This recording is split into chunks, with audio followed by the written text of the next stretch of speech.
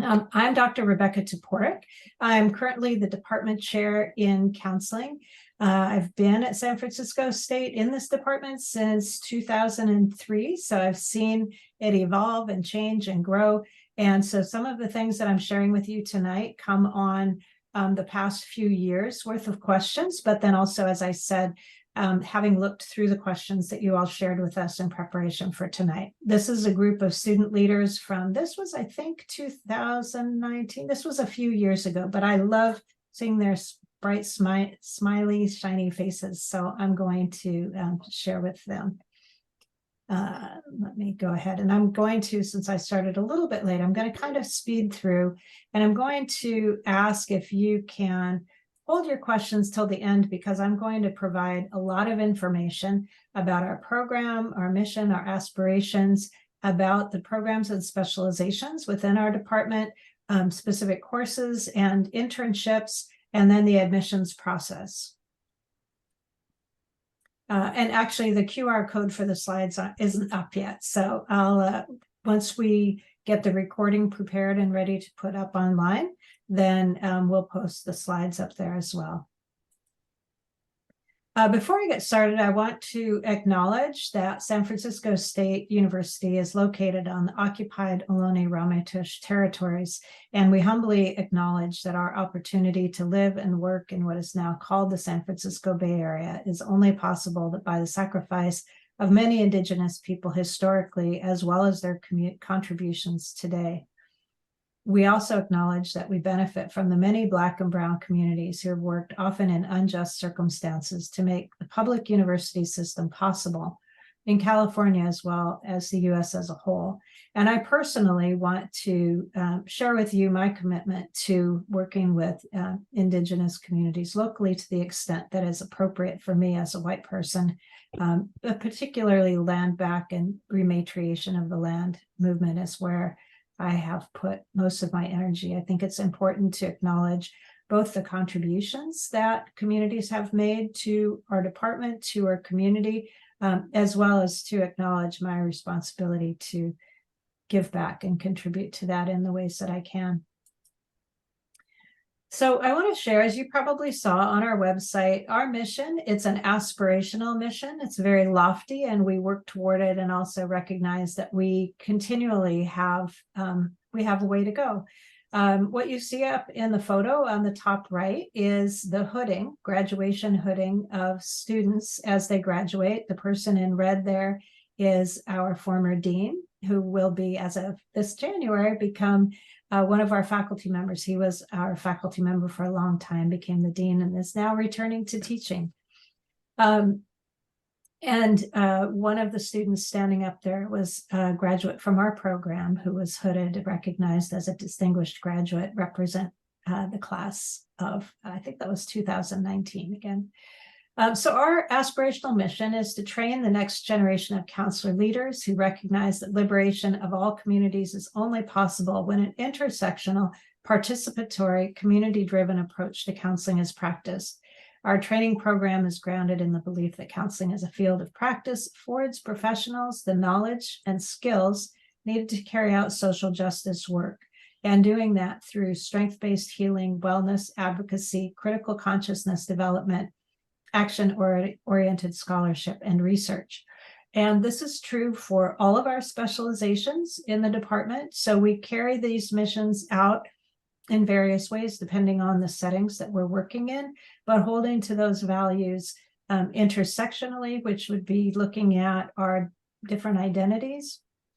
And rather than simply the combination of those identities, the intersection of those identities within a socio-political environment, and what that means, for example, for a student who identifies as a Black, queer, non-binary person, that those different identities will come together in ways that are unique, not additive, but unique in the ways that the world engages with them, and in the ways that the world engages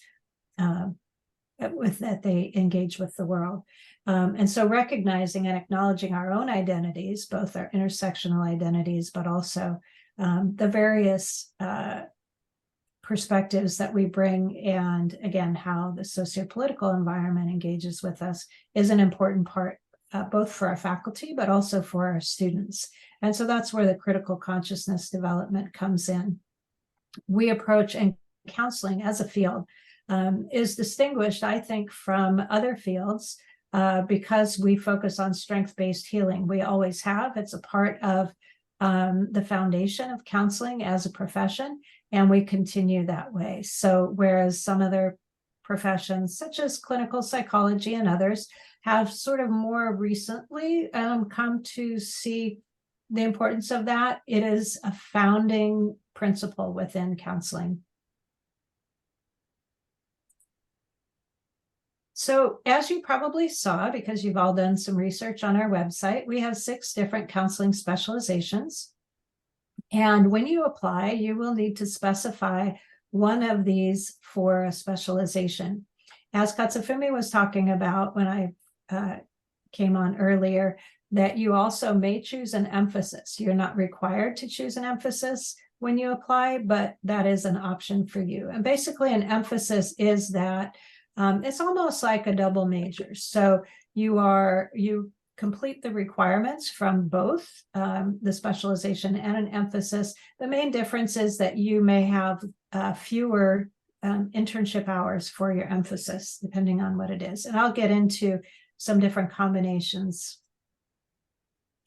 So the other thing that tends to be a little bit confusing for people when they apply is that we have 3 degree programs and 6 specializations. And so when you do the application, you'll be asked to identify what degree program you're applying to. Under the Master of Science in Counseling, you will find 4 of our specializations: the career specialization, college specialization, gerontological counseling, and school counseling. If you're applying to the clinical mental health counseling program, you would choose the Master of Science in Clinical Mental Health.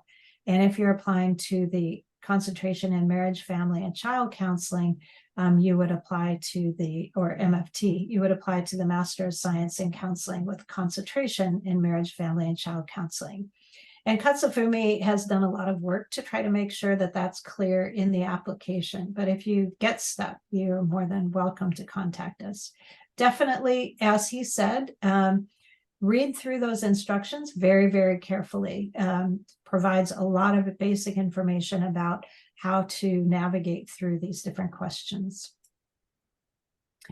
So when we look at the combinations of specializations and emphasis, as I said, we have 6 different specializations, and 5 of those you can choose to have an emphasis. The career counseling can be an emphasis, clinical mental health counseling, college counseling, gerontological counseling, and school counseling.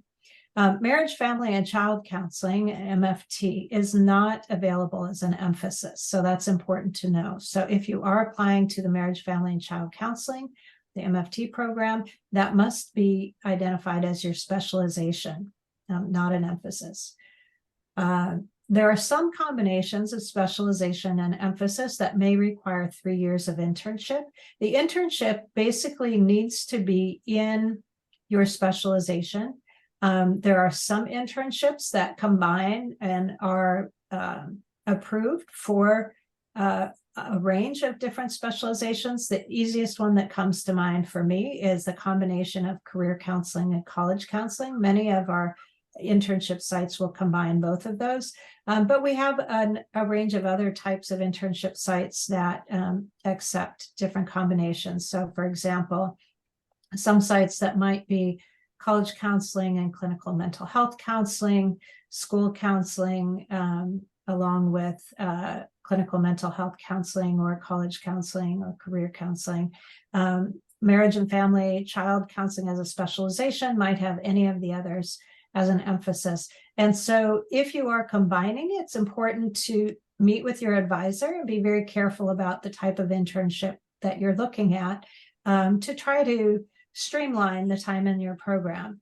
The one combination that absolutely will require 3 years of internship is a combination of school counseling and college counseling. And that's because school counseling requires 2 full years of internship in a K through 12 setting, either elementary, middle school, high school. two of those three. And college counseling requires a minimum. If you have it as an emphasis, it would be 1 year in a higher education, college or university setting. If you have college counseling as a specialization, you actually need to do 2 years in a college counseling setting. And if school counseling was your emphasis there, you actually would have 4 years of internship. So that's really important as you think about the combinations that you might want to put together. So how do you decide which specialization or program is right for you? We have posted bios of the specialization faculty on our website. We've also posted information and course requirements for each specialization. Each specialization has also created a video that provides you a little bit of extra information and introduction to that. Think about also what type of setting do you want to work in? And so my background is as a career counselor and a college counselor, and I also was a mental health counselor. But when I think about what I know as a career counselor, when you're choosing a path, it's helpful to look ahead and take a look at some sample job descriptions. Find ones that reflect jobs that you'd actually like to do, and then look at what do they require? What is it that you need to have? Certainly doing informational interviews is important as well, but the nice thing about job announcements is they will tell you what the minimum is. And so think about or look at, do they require a license or a certification? And if so, what of our specializations will provide you the opportunity for a pathway for that license? So that's a really critical piece. And you may want to do mental health counseling, but depending on the setting that and the population that you're working with, one specialization may be better than the other one. The other thing, as I said, is what population you want to work with and in what way. If you're looking at working with children and families specifically, then the LMFT license is probably most appropriate. If you're looking at working in integrative behavioral health and some of those other areas, then the LPCC and clinical mental health would be appropriate. And look at the website for each of those programs, and they'll talk a lot more about the licensure and the process, because I'm mentioning that now because there were several questions that folks posted that were related to distinguishing between that. Also, if you're debating between counseling, psychology, social work, or other fields, talk to those other disciplines as well. Talk with clinical psychology faculty, talk with the social work faculty, and really evaluate what are the perspectives that they bring to the work. What types of internships do they have for their students? What types of jobs do their graduates get? And also take a look at BBS. So BBS is the California Board of Behavioral Sciences, and that's the board that oversees the licensure for the LPCC and the LMFT. If you're looking at school counseling, you would go to California credentialing, teachers credentialing, and that's where the PPS is housed, Pupil Personnel Services Credential, and that's what's necessary to be a school counselor. If you're looking at other school roles, for example, school psychologist, school social worker, be sure that you read the job descriptions for each of those and take a look at what is it that you actually want to do within schools. Those are not interchangeable jobs, and those credentials are not interchangeable credentials. Take a look at and learn about what are those fields about, and then make your decisions based on that. All right, this is one of my favorite photos of our graduates. I think this was 2019. This was right pre-COVID. That's part of why everyone is so happy in this photo. But I'd like to talk a little bit about professional paths. So I'm going to go through each of the specializations and share what that's like. So if you choose a career counseling specialization, there are really two paths that you can take. If you want to become a career practitioner working within college and university career centers, employment centers, nonprofits, private practice, really focusing on employment and career counseling, there is no need to get a license or to follow the LPCC track. But if you do want to become licensed and become a holistic career counselor that includes mental health counseling along with career counseling, then you would want to choose a clinical mental health counseling emphasis. And with that emphasis, that's the pathway to toward the LPCC license. For all of the folks following the pathway for an LPCC license, in addition to completing the coursework and the internships in the program, after you graduate, there are 3,000 post-degree supervised hours required, and then there are a couple of licensure exams that you take as well. In terms of college counseling, if you have college counseling as your specialization, again, that is often combined with career counseling. But again, there's no license required for college counseling positions specifically, unless you're working in mental health counseling with community college or university level students.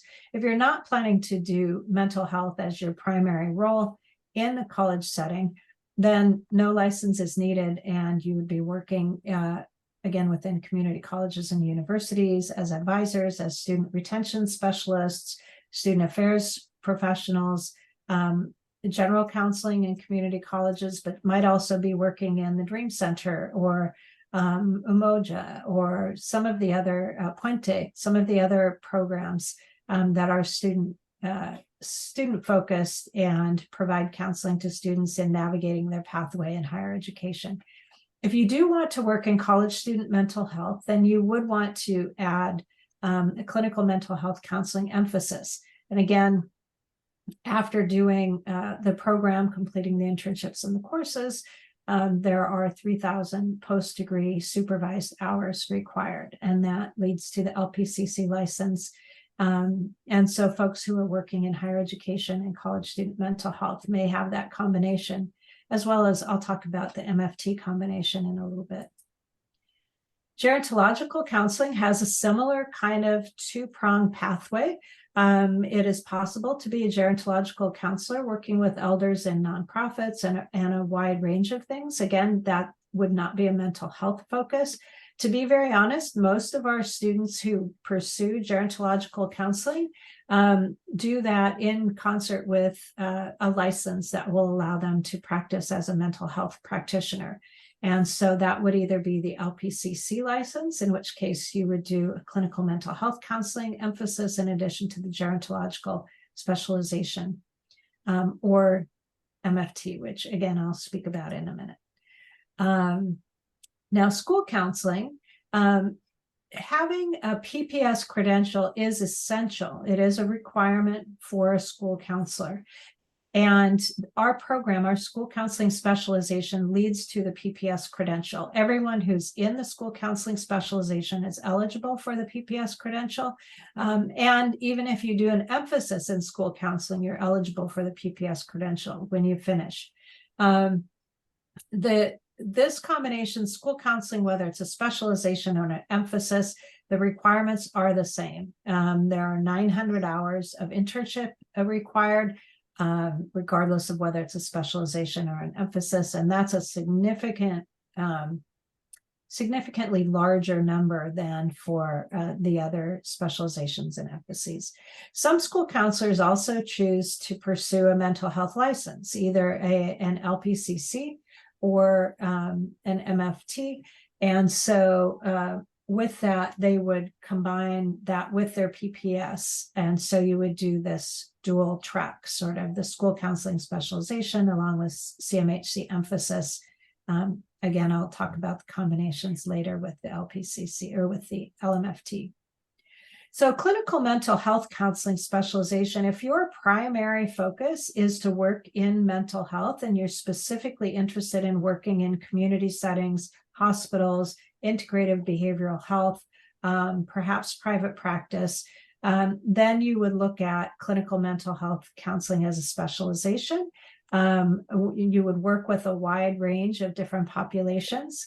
And again, if you have CMHC as your specialization, you can also do career, college, gerontological counseling, and actually school counseling. That was not an option before, but this year that will be an option. And then with the marriage, family, and child counseling specialization, again, that leads to a license, an LMFT. And so for that, you would do the marriage, family, and child counseling specialization. You can combine that with an emphasis. Actually, I didn't even list here. You can combine that with any of the other options: career counseling, college counseling, gerontological counseling, school counseling, and clinical mental health counseling.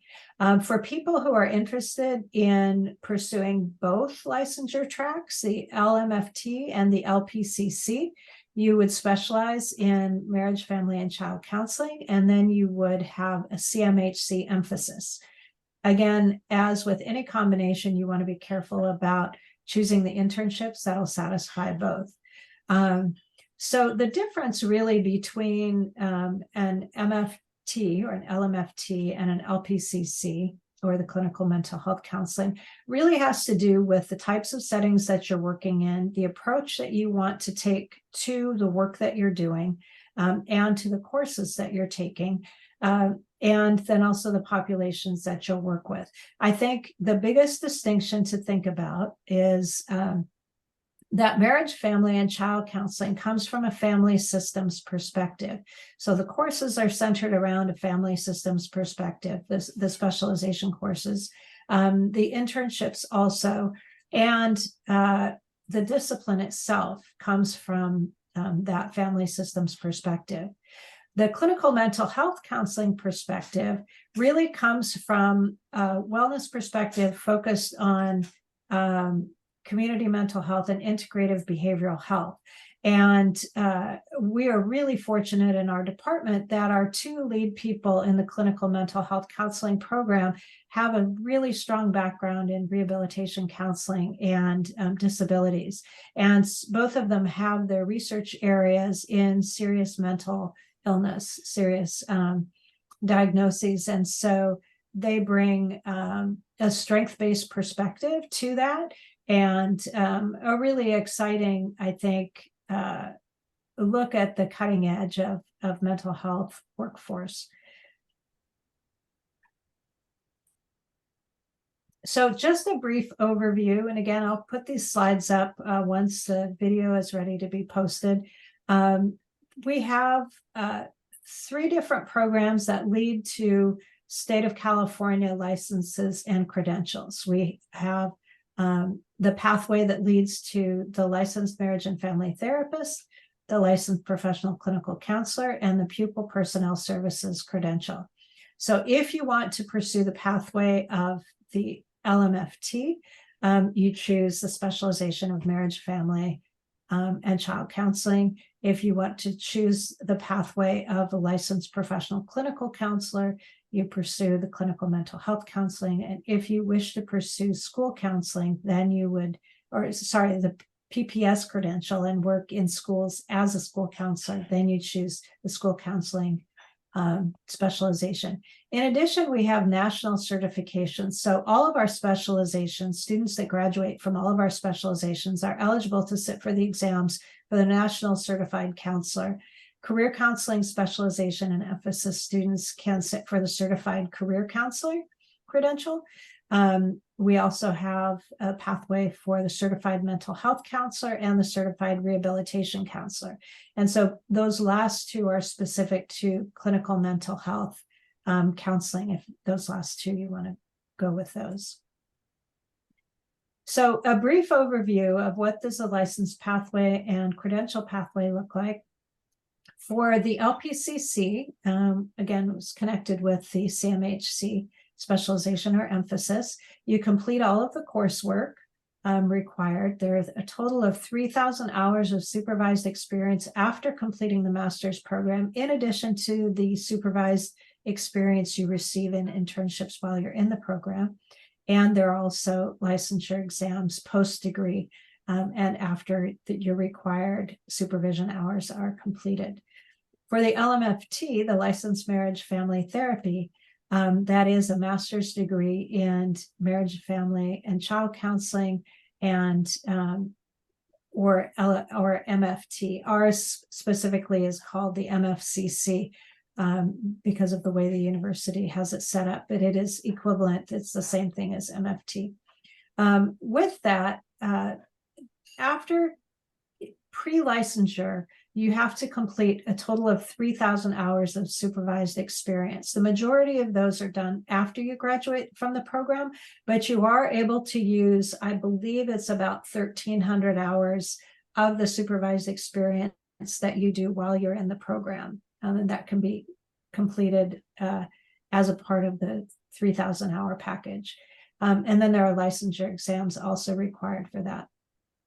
For the pupil personnel services credential, that requires a master's degree in school counseling as a minimum, and then state mandated forms and health clearances that you would complete after you complete your courses. Actually, it's toward your the last 2 semesters in the program. The school specialization faculty will share with you what you need to do in terms of filling out the forms. But basically, you fulfill all the requirements within our program for the PPS credential. We're accredited by 3 different accrediting bodies. The Western Association of Schools and Colleges is the accrediting body for the university itself. In addition, we're accredited by KCREP, which is the oldest and largest accreditation body for counselors.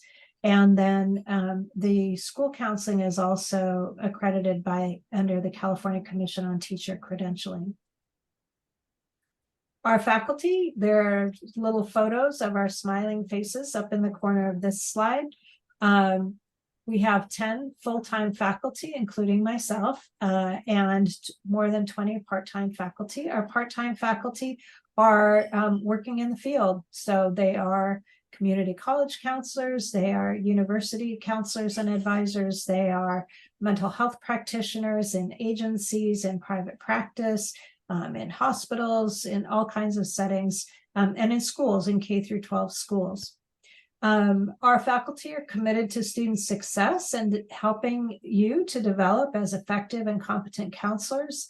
And I should say ethical as well, ethical and effective, competent counselors. Our faculty are internationally and nationally recognized as scholars and professional leaders. You can see in the bios for all of our faculty. All of our full-time faculty have their bios up. Many of our part-time faculty also have their bios up, but some are still getting them to us.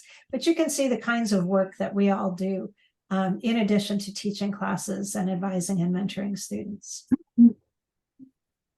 All right, so what I'd like to talk about next is what it's like to be a student in the program, specifically in relation to course load, internships, time to graduation, resources, and community building. These are photos of our students at various different activities. The first one is at Rock the School Bells at Skyline College, Hip Hop Pedagogy Conference. The next is Project Homeless Connect. For those of you who aren't familiar, actually tomorrow is a Project Homeless Connect event, and volunteer there.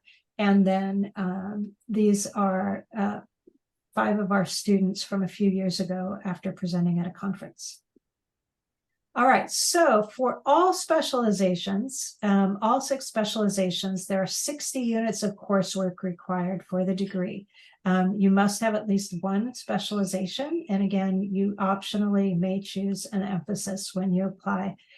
You can also, once you're in the program, request to add an emphasis.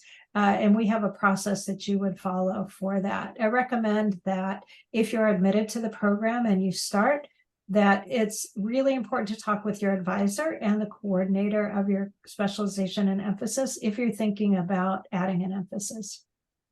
So of those 60 units, the majority of those units are core classes that all people take with a special, regardless of your specialization. And that's why some of the questions said, well, how can I tell the difference between these specializations? Because it looks like there's so much overlap of the courses. And that's true because we are an accredited professional counseling program. every single counselor needs to have some basic courses. So that's the social and cultural foundation classes, assessment, ethics, theories, counseling theories, research. You can see on our website that all of the different courses that are required, and you'll see that all of the specializations have the same core classes required. In addition to that, you have specialization courses. And so for the specializations or emphases, there are between 2 and 4 additional courses required. In addition to that, you have a requirement of 2 years of internship. And while you're in internship, you must be enrolled in internship classes.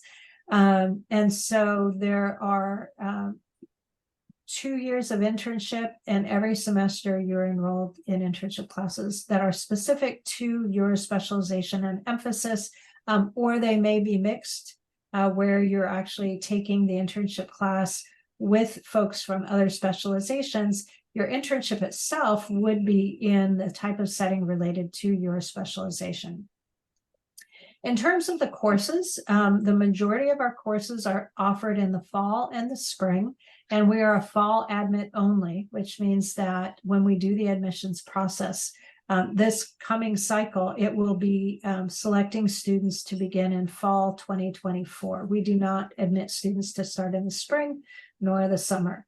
We do each year offer 1 to 2, sometimes 3, rarely, but sometimes 4 courses in the summer, and that varies from year to year and funding, and that all depends. Which courses are offered in the summer depend on a poll that I take of students saying, what do you need? Are you going to take summer? And what do you need if you take summer classes? So it's really important to plan to complete most of your coursework during fall and spring. We do not offer courses during the winter session at State. We're a 2-semester program. What's important to know is that each class meets 3 hours 1 time a week for the full 16 weeks, 15, 16 weeks of each semester.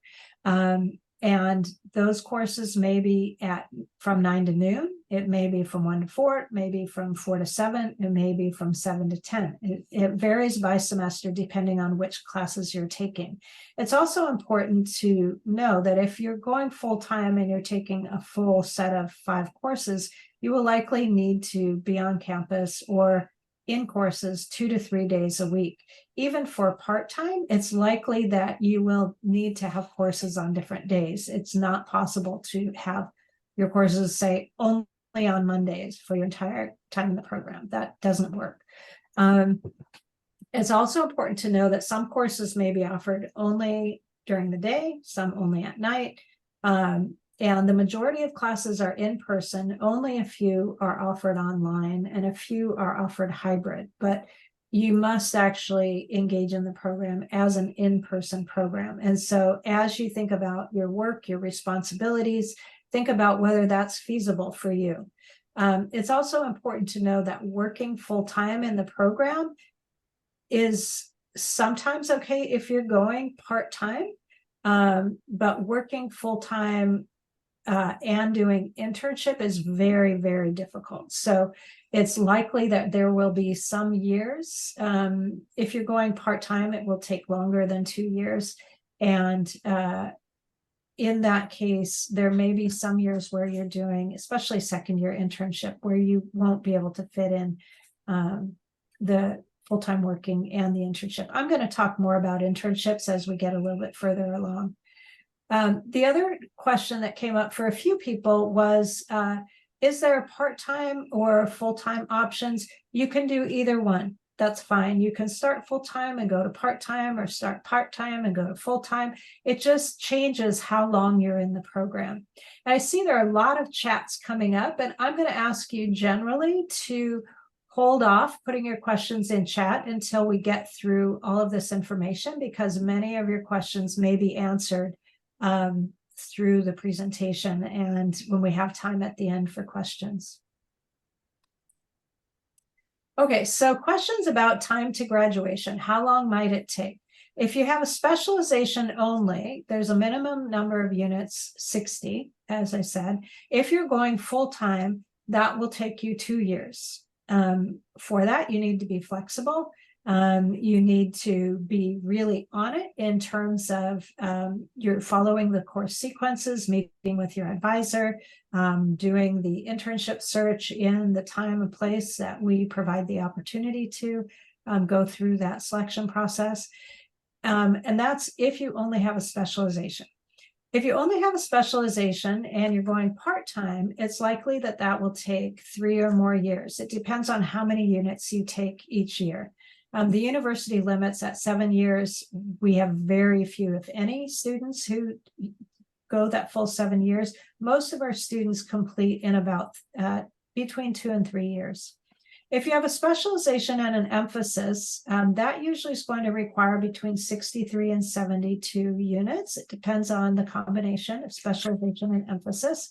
If you're going full-time, that may take you between 2 and 3 years, again, depending on the combination, but also depending on how many courses you take and whether you're able to take some of those during the summers. Specialization and emphasis, if you go part-time, that will likely take 3+ years. And to be very honest, if you have a specialization and emphasis, it's very possible that maybe 3 years, even if you're going full-time, because that depends. If you're staying at 15 units, there will be a few extra classes that you will need to take. The other thing to think about in terms of time to graduation is that when you apply, one of the things that we need to do is we need to assess your writing, and we do that during the application process as we read your personal statement. That's how we use to assess your writing, and so that's why you need to sign an affidavit that you are actually the author of that personal statement. The graduate studies requires that all incoming graduate students have a writing assessment, and that's the way we've chosen to do that. We may identify applicants if they are accepted into the program. We may refer you to take HSS 700, which is a graduate level writing class. We require a lot of writing throughout the entire program, and we want students to be successful. So it's also up to the student to sort of determine how comfortable do you feel with academic writing. And the HSS 700 is a great one to get more practice, more experience, more feedback. To be a successful writer in the program. If you are taking the HSS 700 or if you are doing a specialization and emphasis, you generally either need to add on time to your program or take a very heavy load. We never recommend that a student take 18 units at the graduate level. 15 units is more than enough, and especially when you're doing internship. So that takes us to internship, and I have a map of the Bay Area up in the right corner, and that's because our internships are all over the Bay Area. And so as you look at your time in the program and plan out courses, that's an important thing to consider, because there may be commuting and traveling that you need to build into your schedule in addition to the time that you have with family and your job and all those other things. So we have more than 200 approved sites, and the internship approves training at master's level counseling skills. Students are only approved, only allowed to do their internship at pre-approved sites. So there's a whole vetting system that we go through, because the internship site must actually be able to provide you with the training that is required and necessary, both for our program, but also for the accrediting body and the licensure bodies. And so we have a whole support system set up in place to help you get into an internship that's going to satisfy the requirements. So that's part of why the internship sites actually have to apply to us in order to be considered as an approved site. There's a process. It takes usually a month, 2 months to go through that approval process. So we offer an internship fair every January for students that are currently in our program, where they meet with and get information about internships that are available the following year. For students who've been admitted who are entering, let's say students who will be entering in fall 2024, we actually combine with our orientation in the late spring. We combine that with a mini fair with the internship sites that are still available and still looking for folks. Again, it's essential to follow through that process through the department and not seek out internships on your own without the department's involvement. Again, you do 2 years of internship. The first year is 12 to 16 hours per week in your internship site, plus the internship class on top of that. In the second year internship, you do 16 to 20 hours per week, plus your internship classes on top of that. It's important to note that the number of hours per week does depend on the site. And so there are some sites that require 20 hours a week, regardless of whether you're in your first year internship or your second year internship. And we do offer internship workshops for students, so you can kind of think through what are the questions that I need to ask this site to make sure that they fit into what I want to do professionally, as well as can I make this work given my life and my school schedule. Internships are almost all weekday daytime hours. In other words, Monday through Friday, during regular 9 to 5 hours.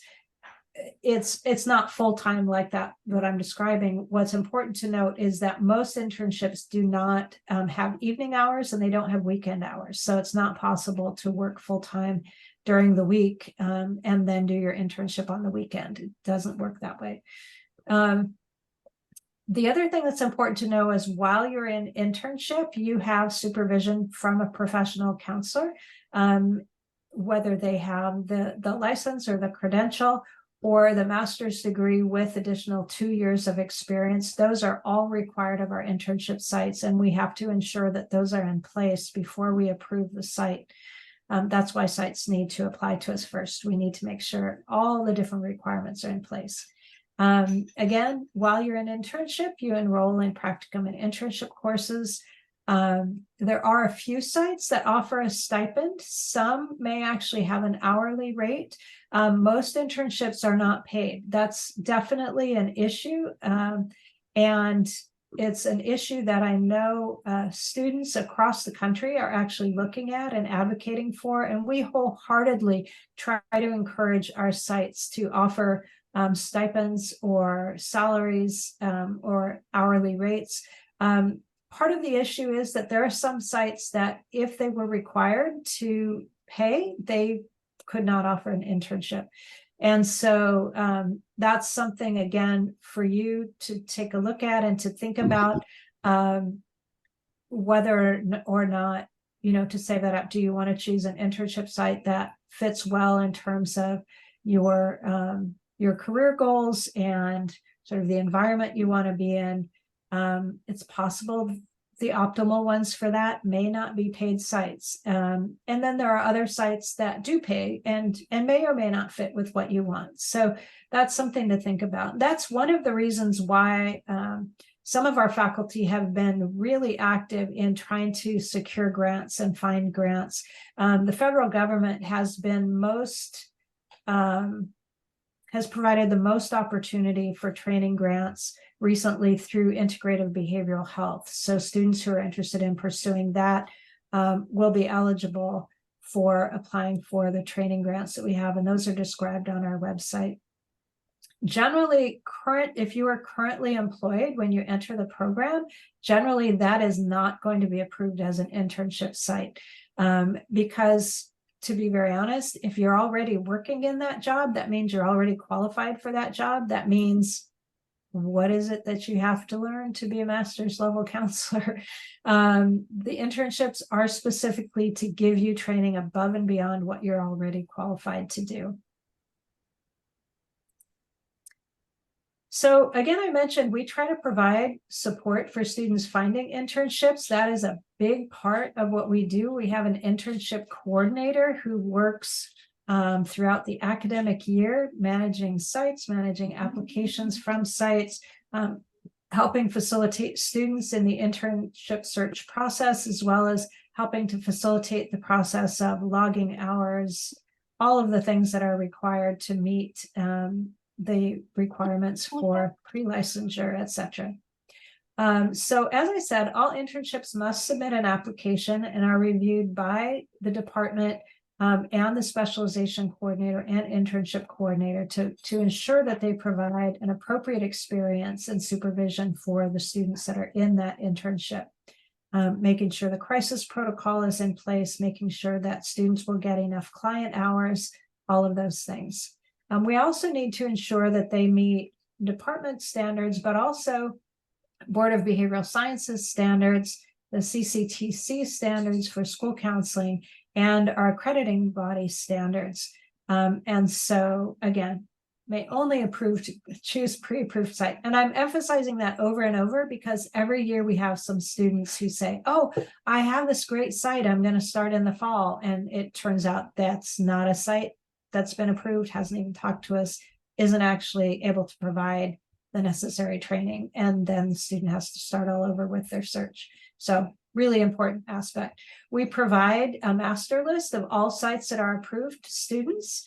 We don't provide that list to folks who are not in our program because we work very, very hard to curate that and develop the relationships with those sites. So that list is only available to our students. We offer, as I said, an internship fair for incoming students at orientation, and then internship fair and workshops for continuing students. We have the internship coordinator, your faculty advisor, specialization coordinator, and then the office staff who also help for a variety of different things related to internship. Once you're in an internship and you're enrolled in practicum or internship class, your instructor for that class is also the liaison to your internship site and to your supervisor. And so it's really in your site and related to your internship, you have 3 support people. Well, there are 3 people who are critical. You as one, your internship instructor, and your site supervisor. In addition, again, you have your faculty advisor and the internship coordinator. So how about community building in the department? There are a variety of different things that are in place to try to help build community. We have, just so that you know, we have about 140 students that are in our program. Each year we admit about 50 students to the program.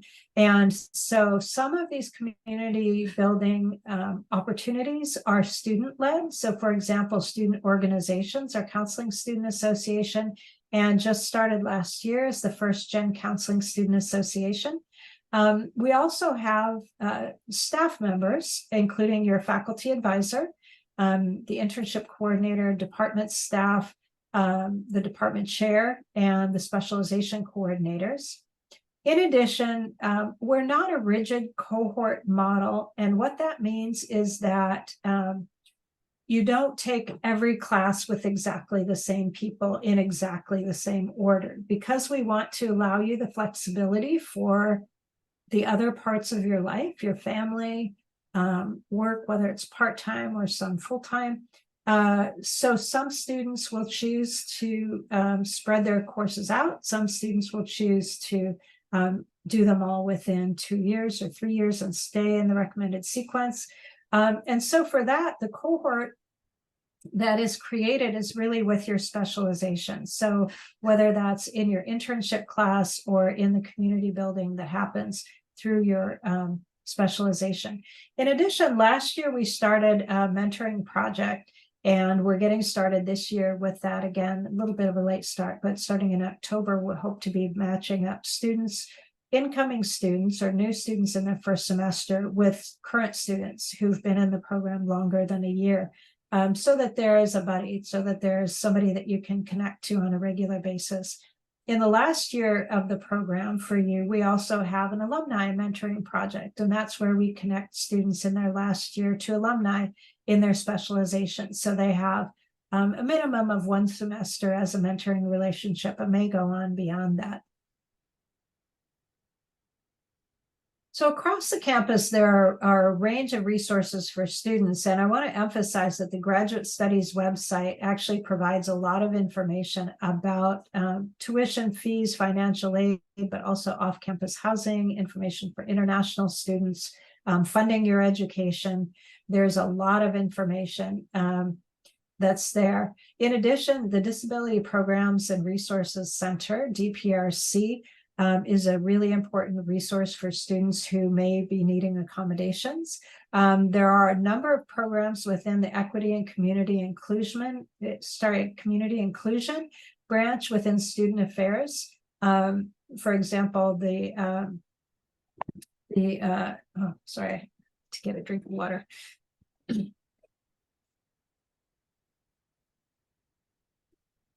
Sorry, a range of different affiliation and affinity groups through the Equity and Community Inclusion. You can take a look on the SFSU website to see that. Counseling and Psychological Services provides mental health counseling to students. We also partner with them for one of the mental health internships on campus in our Peggy Smith Clinic. In addition, the university is focused on food, shelter, and success. So there is a food pantry on campus. There's a shopping Gator. It happens once a week. I'm sure our staff members remember the name of it better than I can. And there's also student health, and there's also the wellness center, the Mashouf Wellness Center. Anybody who's at SF State knows the beautiful building, great facilities. In terms of scholarships and grants, there are general scholarships and grants available through financial aid, but we also have some through the Department of Counseling that are specific to our graduate students. We have about 5 scholarships every year, ranging between $500 and $2,000 per scholarship, with a range of different types of requirements for those scholarships. In addition, I mentioned the training grants that we have. There are currently 3 training grants. And those offer between $10,000 and $20,000 over the course of the time in the program. Again, those are mainly focused on integrative behavioral health or rehabilitation services training grant, or there's a new school mental health services training grant. And so if you look on our website under the scholarships page, you'll see the information on each of those. There is also, for those people who want to get some experience teaching, especially for college counseling folks or career counseling folks, we have a small instructor mentee program where students can work with an undergraduate instructor who becomes a mentor for them for 1 semester. In undergraduate courses that we teach, there is a small stipend for that, and also independent study that students can enroll in. If a student is already a staff member at SF State, there is a fee waiver program for SF State staff. And then there are some, but pretty rare, to be very honest and transparent, not many paid research or graduate assistance positions, but there are sometimes, depending on the grants, that may be a possibility. The other thing that we have been able to do to some extent is also work study. So we do hire 1 student through work study. We do have many other work study positions on campus. So for work study, you apply through financial aid, and depending on the award package that you receive, that may include work study money. All right, so what does it mean to be in a professional counseling training program? It's different than other graduate programs. For example, a graduate program that is really primarily academic. While ours has a heavy academic load, it is oriented toward providing service and being a professional counselor in the community with vulnerable populations.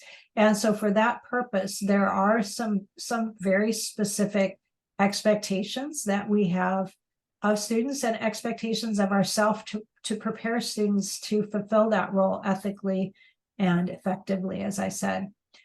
So the expectations that we have is a commitment to multicultural and social justice values, that students and us will be accountable, will participate, we will be present.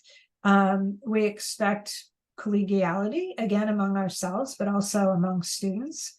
To maintain communication with faculty advisors and instructors, to look ahead to ensure that there's a reasonable load and balance of responsibility. So as you look at your life and look at how are you going to manage this, talking with folks, talking with your family about what it would mean for you to be in a program like this. But actually, if you're looking at other programs too, those are really important questions to ask regardless of what type of program you're looking at.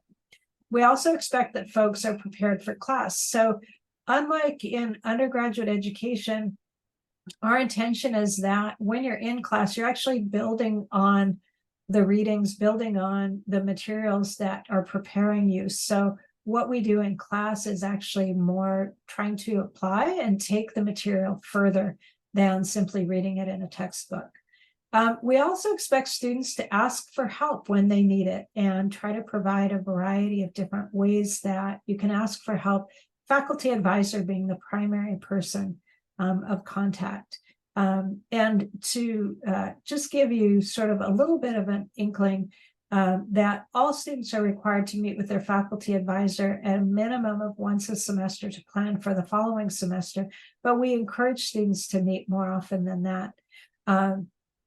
And then the other thing is a final capstone project, culminating experience project, which is like a thesis. And I won't go into that too much now. But again, if you want more information about our students and our program outcomes, check our counseling department website under the About, and you'll see our annual program performance report, which gives you demographics of students, reviews the program evaluation that we've done for the previous year, a student assessment, and then there's also a vital statistics report that we do each year that gives you additional information. Now, admissions, what some of you have been waiting for this whole time. So we do a holistic admissions criteria. So there's no one criteria that is the most important criteria. All of these things are considered. The graduate studies does require a minimum of a 3.0 GPA. Sometimes if we find that someone has a really strong portfolio, but their GPA is just below a 3.0, we might advocate for that person with graduate studies. But in general, other than that cutoff, everything else we take together as a whole picture. So we read through your personal statement. Very important that you, when you submit that you have worked through it, you've had other people read it, that you actually are the author of that it tells us something about you. As I listened to Katsufumi earlier, he had some really important points and possibilities about when you write that, to talk about why is it that you're choosing this program? Why is it that you're choosing this path? What have your experiences been that have led up to this? It's not simply a resume. It's not just a list of what you've done. It's who you are and how does that shine through? How do your identities contribute to the work that you want to do? How's your engagement with community shaped who you are and where you're going and where you hope to end up? We also take a look at your other educational experiences, your counseling related work or volunteer experience, and work experience, even if it's not related to counseling. And so there is a form that you fill out. There's specific instructions on our admissions page about filling out the experience form. That's where you actually list the specific positions that you've been in, whether it's counseling related, whether it's paid or volunteer, and the other things that you've done specific to different positions that you've held. There are 2 letters of recommendation that are required, and some of the questions that I saw as you registered had to do with who writes letters of recommendation. It's important that those are written by folks who are professionally positioned to assess your potential as a graduate student. So those would be supervisors, those could be professors. It's not appropriate to have family members write those. It's not appropriate to have your therapist write that. This isn't a character reference. This is really your potential as a graduate student. And so as you choose folks, that's important. If you've been out of school for a while, it's not necessary to have a professor write. If you haven't been in touch with your professors for 10 years, they're really not the best people to write. Then you would want to have your supervisors. If you have professors write, it's really important that those professors actually know something about you other than the grade that you received in their class. So really be thoughtful about who you ask to have write. And there are very specific instructions about how that letter needs to be uploaded. It's the letter writer that actually uploads them. The instructions on our admissions website is really important to follow very carefully. when you start the application process, if you already know your letter writers, be sure that you reach out to them first and get their permission. Know that they'll be able to write a good solid letter for you. And then when you start the application process, you will put in their contact information, and the portal, CalApply, will reach out to them directly and provide them the portal so that they can upload the letter to the site. That's an important thing to do early on while you're still working on the application, because you want to give your letter writers enough time to do it. And especially if they encounter any technical difficulties or they have trouble themselves kind of navigating an electronic platform. The other thing that's really important to us when we take a look at skills, knowledge, experience related to diversity, given our values and our goals within the program, it's essential to us that students who join the program have some understanding of themselves, their identities, how that engages with the communities that they're working in, that they've lived in, what their lived experiences that they bring to this process, and how they engage with others. And so those are some things that we take a look at through the whole package of your application materials. It's really important for me to emphasize that these preparatory courses are not prerequisites. We do not require prerequisites for the program, for applying to the program. I saw there were several questions about that. And so we do recommend, if you've taken Counseling 690, which is a field of counseling undergraduate course, 691, which is a multicultural human relations course, those are part of the counseling minor here at SF State. Those are great things to prepare you. There are also several psychology courses that are helpful as basic foundation. Ethnic studies or multicultural relations courses are really helpful. None of these are required though, so that's important to know. We also do not require the GRE. That has no place in our application process. So you don't need to take it for us. There might be other schools that you're applying to that require it, but we do not require it. Okay, so when you apply, you'll do the Cal State Apply online application. And in that, you have personal information, academic history. There is a section for supplementary program materials, and that's where you'll upload your resume, your personal statement, unofficial transcripts, the experience summary form, and the letters of recommendation. Again, that's going to be uploaded by your recommenders. What you'll put there is going to be the contact information for your recommenders to actually do the process. Again, there's tons of detailed information, very explicit instructions about how to do each step of the Cal State Apply. Katsufumi has spent a lot of time making sure that that's as clear as possible. So be sure that you read through that carefully. If you have additional questions, to reach out to our office staff, and they'll be able to help you navigate through whatever issue you're having. Again, the deadline is January 15th. The online application becomes available October 1st, so that would be this Sunday. I've already talked about letters of recommendation. There is a processing fee of $25 in addition to the university's application fee.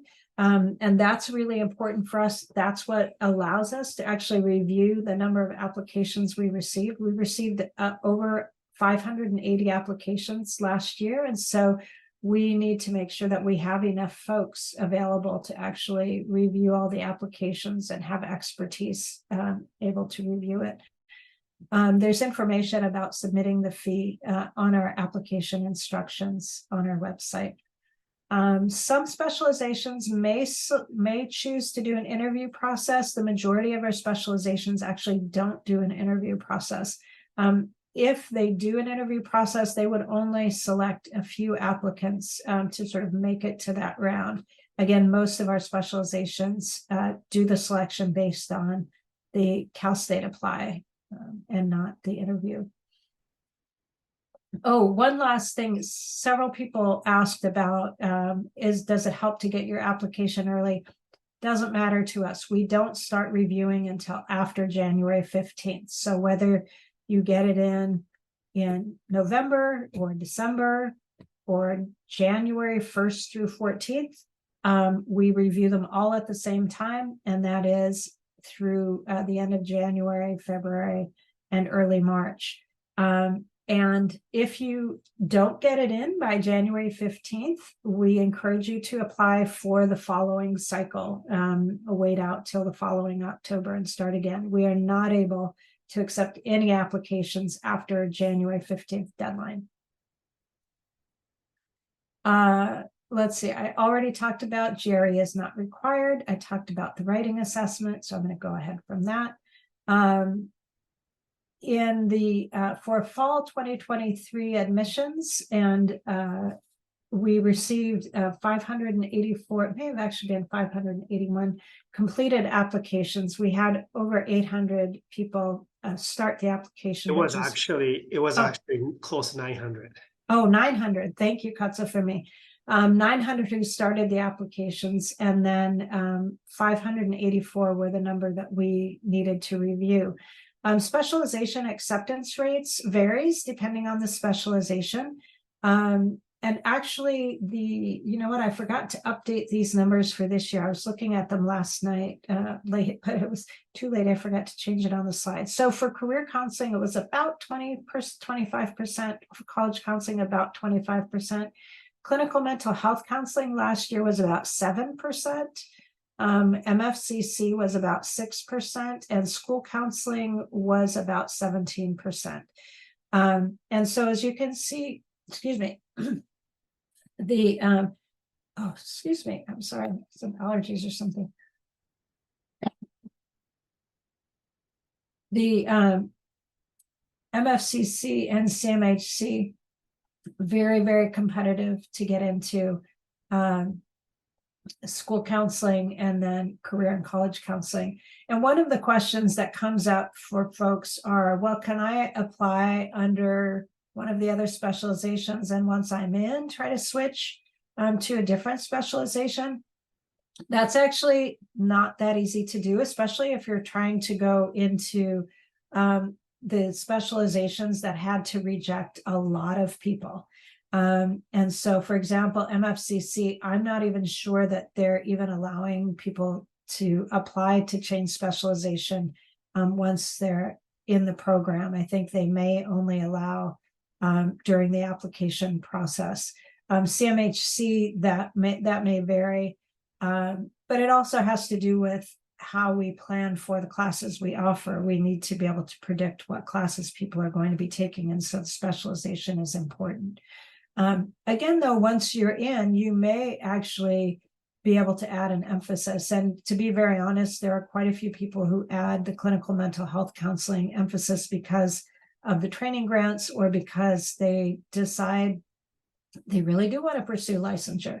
And so we have been able to do that. I don't know, given course availability, whether we'll be able to continue accepting that many people to add that as a specialization, but we'll see. Sorry.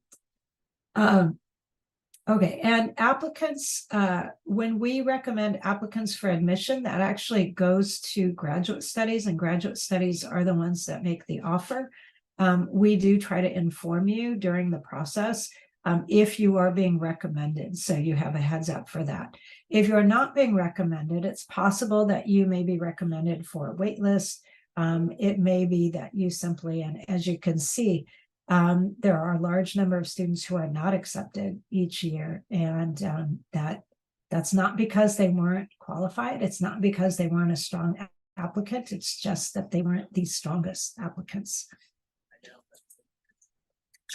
Let's see, there were a couple of additional things that I wanted to mention.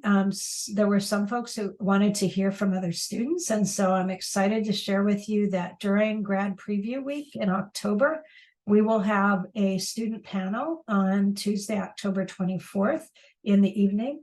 And on Wednesday, October 25th, we'll have an alumni panel who talk about working as a professional counselor. So you're welcome to see that. We'll be posting that information on our website.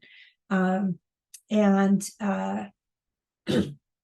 think I addressed some of these other other questions. Some questions that come up have to do with work versus volunteer related experience, and is it important? I will say, especially actually for all of our programs, all of our specializations, having experience related to the specialization is essential. It's actually critical. And so if you don't have experience and you're wanting to apply to one of the specializations, my strong recommendation to you is that you spend the year getting some experience and you consider applying the following year. You're welcome to apply if you want now, but it's not, you're not going to be a strong competitor in the application process if you don't have experience. It doesn't necessarily need to be work experience. It doesn't necessarily need to be volunteer experience, but it should be one or the other, and related to the specialization that you're following. Okay, so I'm going to stop sharing here, and let's see, stop sharing. And we have just a few minutes.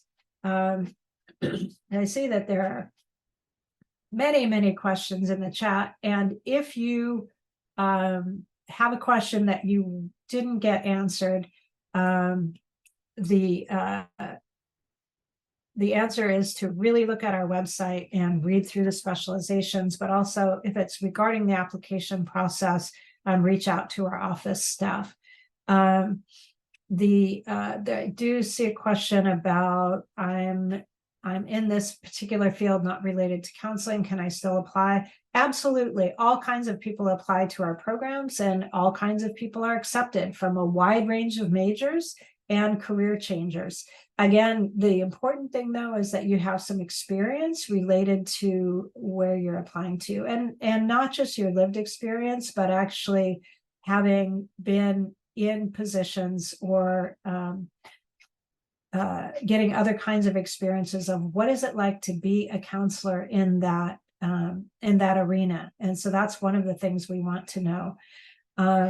So whether you are in behavioral neuroscience, or whether you're an engineer, or whether you're a musician, or any of those things, absolutely. If you know counseling and you are familiar with counseling related activities through some kinds of work or volunteer experience, absolutely apply. Let's see. I'm just trying to look to see. I know that we are just scheduled to go until 8, and I want to be respectful to our staff time. I can stay on a little bit longer. We can open the floor until 8:15. Okay, thank you, Katsufumi. And what I'd like to do, there may be questions that apply to a large number of people, and those are the ones that I will try to answer. If you have a very specific question, I'm actually going to direct you to contact the office directly. I will say that while we would love to meet with each applicant and talk to you about your individual experience and your individual hopes and dreams, given the number of applications and inquiries that we get, we do not have the capacity to do that. So it is really important for you to do much of the research on your own, and use the website as much as possible, do informational interviews. Our faculty will and coordinators may very well not be able to meet with you individually. So let me see. I see, just kind of trying to scan. I think I've answered a lot of the questions that I see in chat.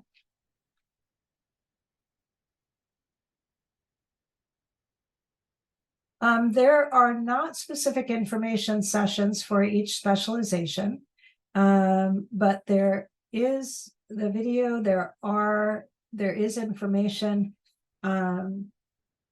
for each specialization. Let's see. There are some night and some weekend classes, but it is not possible to do, or sorry, not weekend classes. No, we have no weekend classes. We do have some night classes, but you aren't able to do your entire program at night. In fact, you may be able to do maybe 20% of your program at night. Let's see.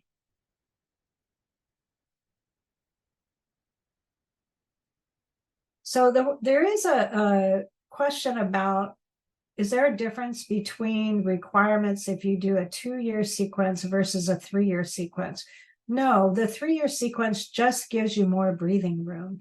And so that means that you can spread out your courses, spread out your internships so that you are taking it over 3 years instead of 2 years. There's not an additional, there are no additional requirements. And the 3-year sequence is available for any student in the program. In fact, you could do a 4-year sequence if you want, a 5-year sequence, 6-year sequence. As I said, most people don't do that. They usually stick to 2 or 3. There's a 7 years limitation that the graduate study enforces. Yes. So you have to complete any program starting a date at 7 years, within the 7 years. Yes, and that's true for all graduate programs on campus. How many credits can be transferred? That is a good question. We actually can review, if you have completed graduate level courses in another graduate counseling program, we can review, and it's usually very few courses that we accept. We have to actually look at the syllabi from those courses, and we don't do that prior to beginning the program. That would be something that would happen after, if you are admitted.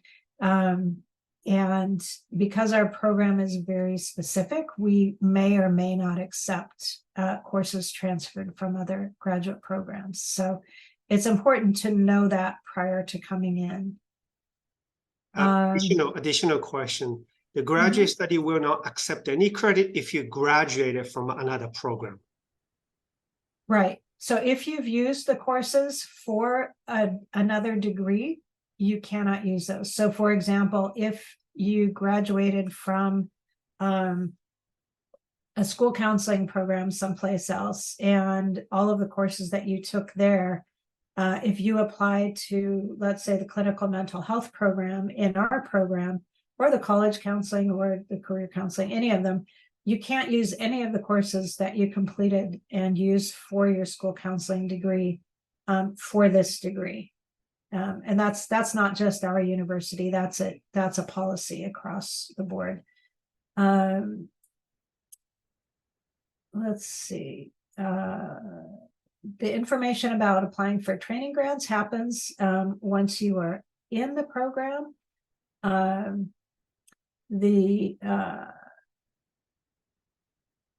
Let's see, I've answered that.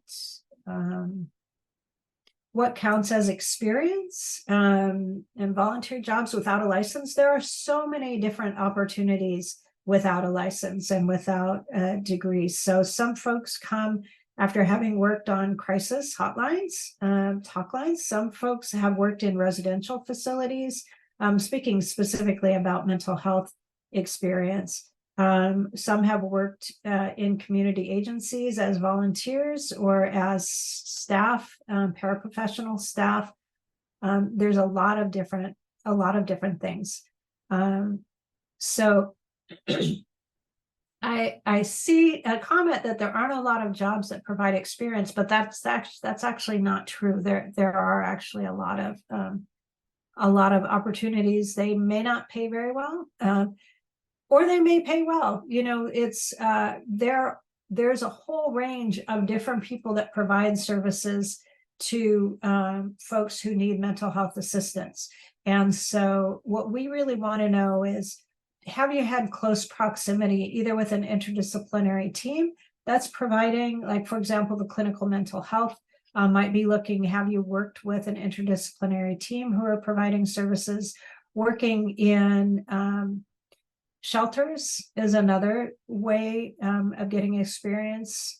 Project Homeless Connect that one's just a periodic events. And so that's some good, sort of getting a little bit of experience, but we would want to see something that's a little bit more sustained over time.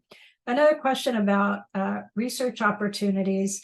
In the program in the department, faculty, especially full-time faculty, are engaged in research. Depending on where they are in their research project, they may or may not have an opening for students who are interested in doing that. Many of those research positions are not funded, but there are some that may be funded if there's a grant. I see Nicholas has his hand up.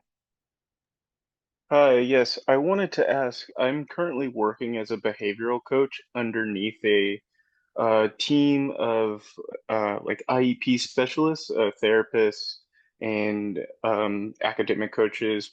I was wondering, would that count as experience for the LPCC? Or I'm sorry, the MPCC?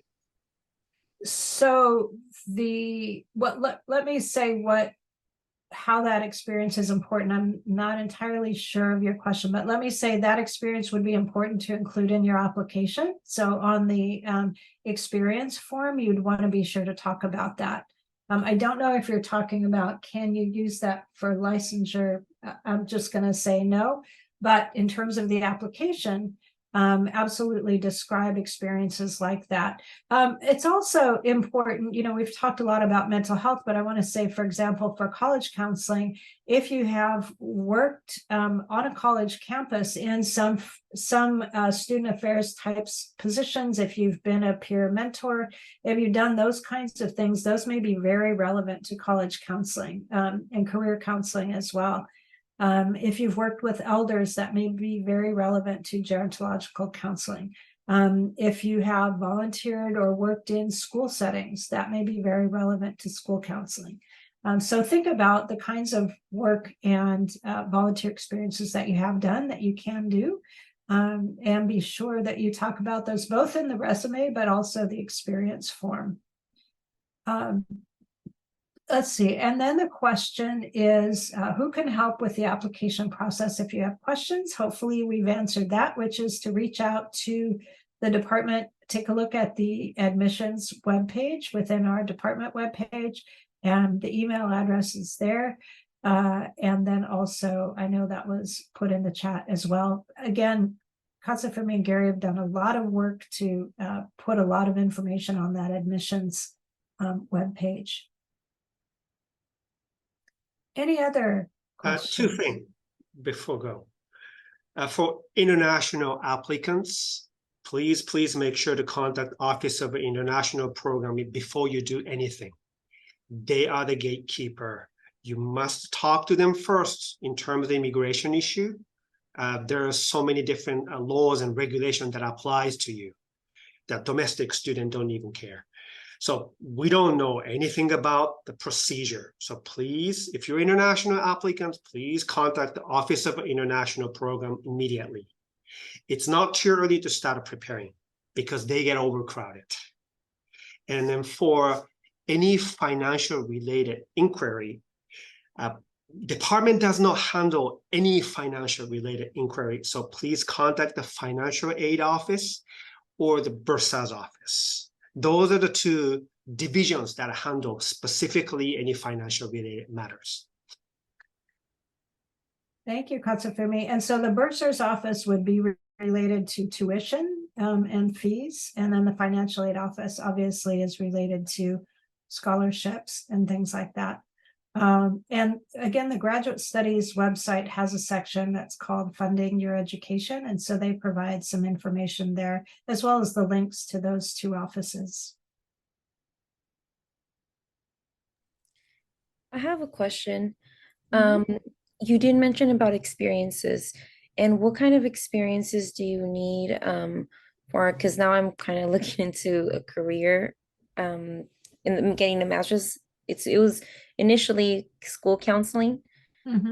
But what kind of experiences do you need, like work-wise, for career counseling? Because throughout like all my years, most of my jobs have been working with kids, you know, and yeah, in customer service. So it hasn't really. Yeah.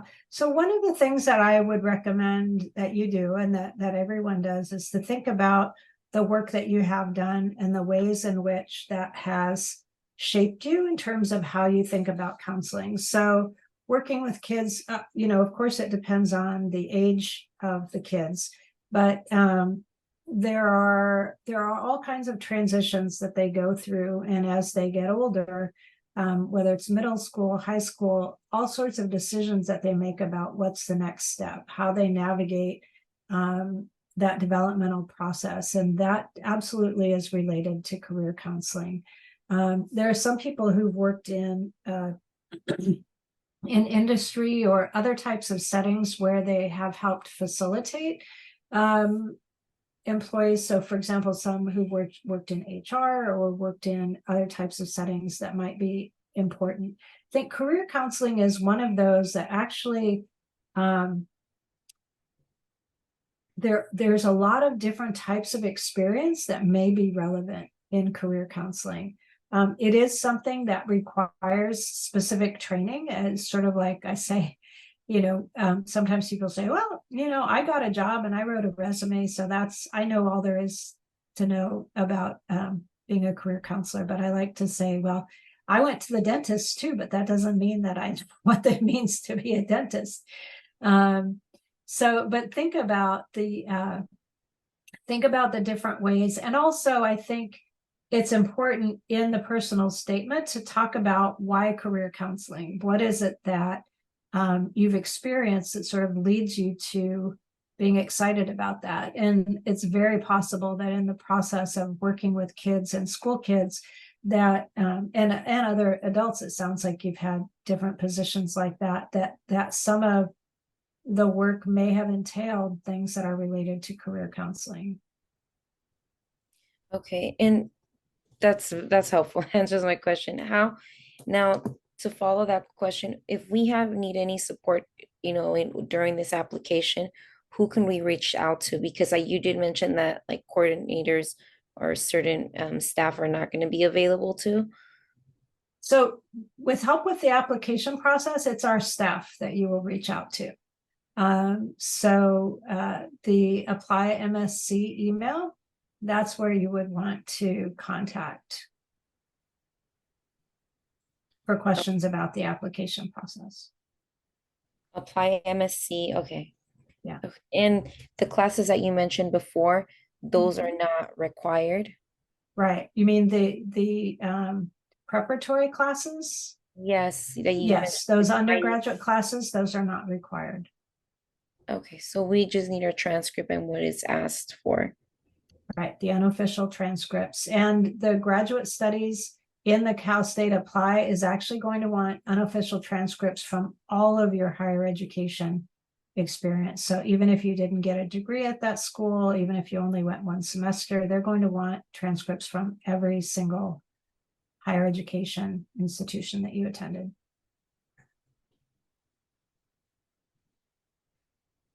Okay, thank you. Sure. We have just about 4 minutes left. Is there... Rebecca, there was one Yes. interesting question. Okay. Someone asked about that if this program, any program, will prepare for the PhD program. Oh, that's a great question. We actually have not a lot, but 1 to 2 students each year that go on to doctoral programs. And we also have alumni who, after working for a while, choose to go to doctoral programs. Many of them go to EDD programs because our university offers an EDD leadership doctoral degree. But we also have some students who go into PhD programs, either in counselor education or counseling psychology. We also have some that go into PsyD programs. PsyD programs tend to be clinical psychology programs, and the PsyDs tend to be in private institutions like in the Bay Area, the Wright Institute or CIIS are PsyD programs, Alliant PsyD program. And so, yes, and one of the things that's really helpful and important is to stay in close contact with your faculty advisor, and they can help guide and direct you in terms of developing research or developing kind of the being engaged professionally. So many of us attend and present at professional conferences, and we do that often with students, particularly if there are students that reach out to us and say, you know, I really want to know what you're working on. How can I be involved in your research project? Those kinds of things. And we also try to support students who want to submit their own work for conferences and presenting. There are some opportunities on campus to present at showcases and things like that. And so there's a whole professional development process that can be really helpful in terms of applying to doctoral programs later. I actually have one of my close colleagues now that we're co-writing a book with. Another faculty member and another close colleague of mine was a student in the program who ended up going from our program to a PhD program, graduated last year, the year before, and is now doing amazing things. He's always been doing amazing things even before he even became a student in our program, but it's continued. Nicholas, I see you have your hand up, and we have, I think, about 1 minute left. Okay, real quick. If we don't get into this program, do you can you recommend other programs that would be helpful to us or good for us to maybe also apply to? That's a really good question, and that's a hard question to answer because it kind of depends on what it is you want to do. What I will honestly recommend for your own benefit is that when you apply, that you apply to multiple programs.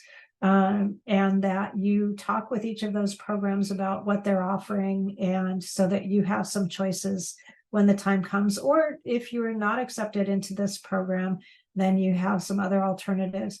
One of the challenges is that on any one campus, with CSU campus, you can only apply to one graduate program in an application cycle. So if you apply to our program, you cannot in the same year apply to psychology graduate program or social work graduate program here on campus. You could certainly do that to other campuses, but for the CSU policies, you can only apply to one at SF State in a given year.